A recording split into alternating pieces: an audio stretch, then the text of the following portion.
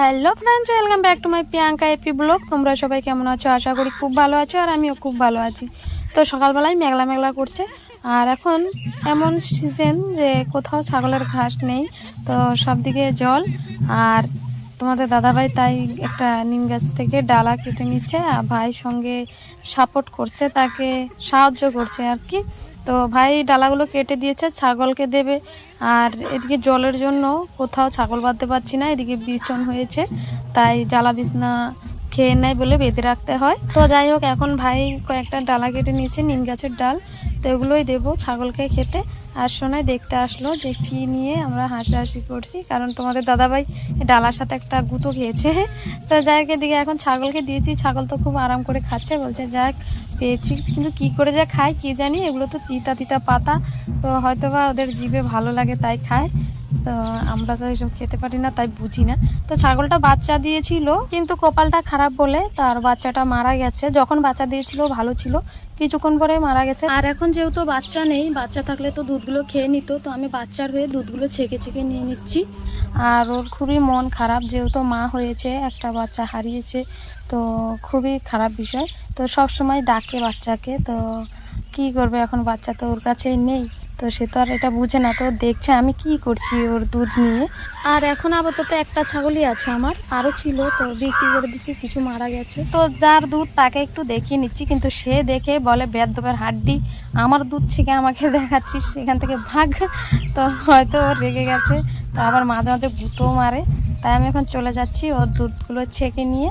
তো অনেকটা দুধ হয়েছে, আর যেহেতু জাগনি দুধ, তো এই দুধ তো আর খাওয়া যায় না, কিন্তু ছাগলের দুধ খেলে ভিটামিন আছে, তো অনেক উপকারিতাও আছে। তো আমরা খাচ্ছি না, ফেলে দিচ্ছি, কারণ এই দুধ খেলে যতটা উপকার হবে তার থেকে বেশি অপকার হবে, কারণ বুঝোই তো।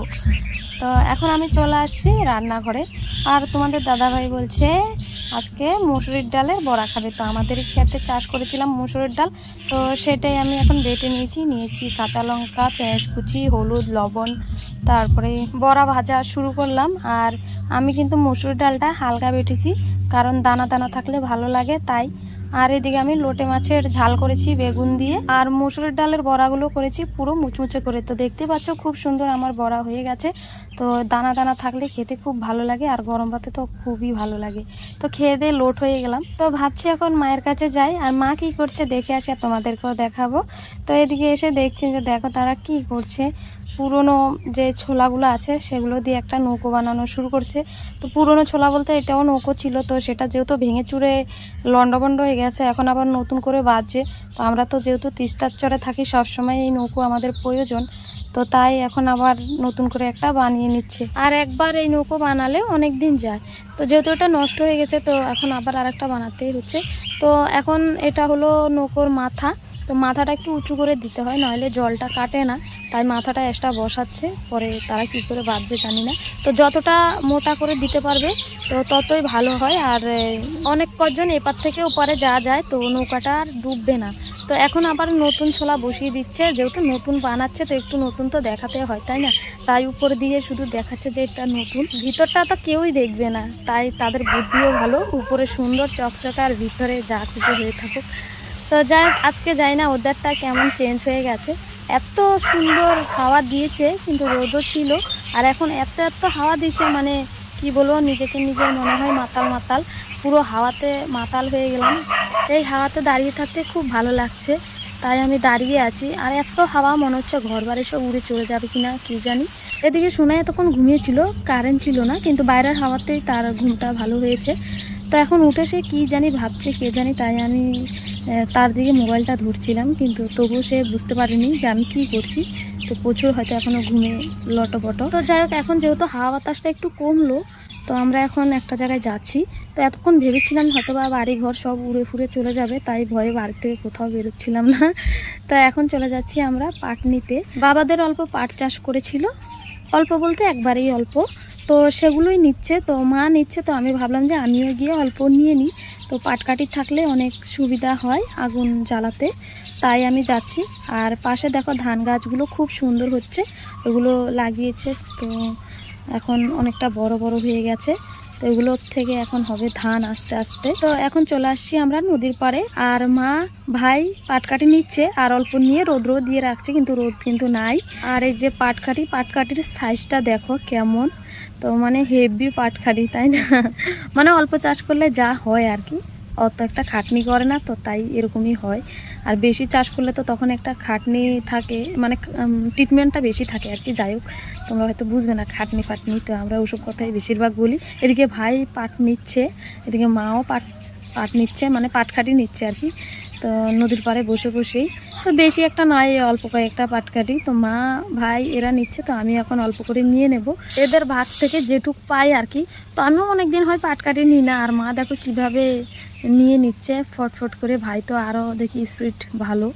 তো যাই হোক, ওরা নিচ্ছে, ওদেরটা দেখছি, আর আমি ভাবছি যে আমিও নেব। তো তোমাদের দাদাভাইকে বলছি যে আমাকে কয়েকটা পাটকাঠি নিয়ে দাও আলিতে, কারণ নদীর পাশে বসলে যদি আবার যোগ ফোক ধরে, কারণ আগে থাকতেই সাবধান থাকা ভালো, যেসব জিনিসকে ভয় পাও। তো তার জন্যেই আমি আগে থাকতে সাবধান হয়ে থাকছি। আর আমাকে নিয়ে দিচ্ছে ভাইয়ের পাশেই, এই যে এখানটায়। তো আমি এখন ওখানটায় নেব।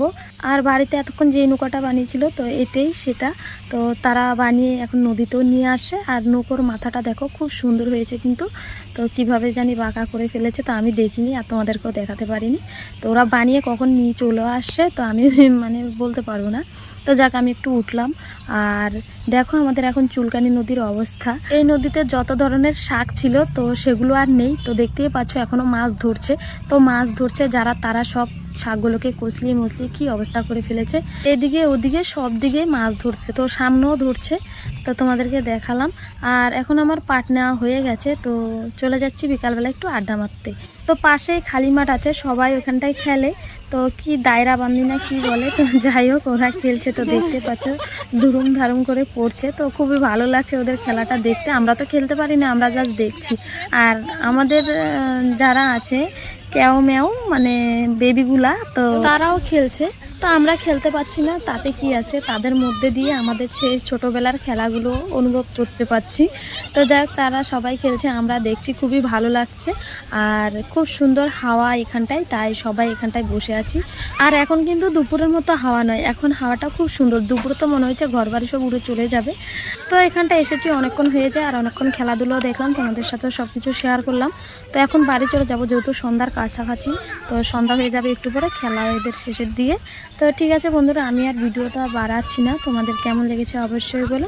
আর এখন আমরা বাড়ি চলে যাচ্ছি। আর সোনাই দেখতেই পাচ্ছ মানে হাঁটছে, কিন্তু কোথা দিয়ে যে হেঁটে চলে যাচ্ছে সে কিন্তু বুঝতেই পারছে না। একবার যদি হাতে মোবাইল পায় তো আর তো কোনো কথাই নাই। তো যাই হোক বন্ধুরা, তোমরা সবাই ভালো থেকো, সুস্থ থেকো, দেখা হবে আবার নতুন কোনো ভিডিও নিয়ে। Tata, bye bye.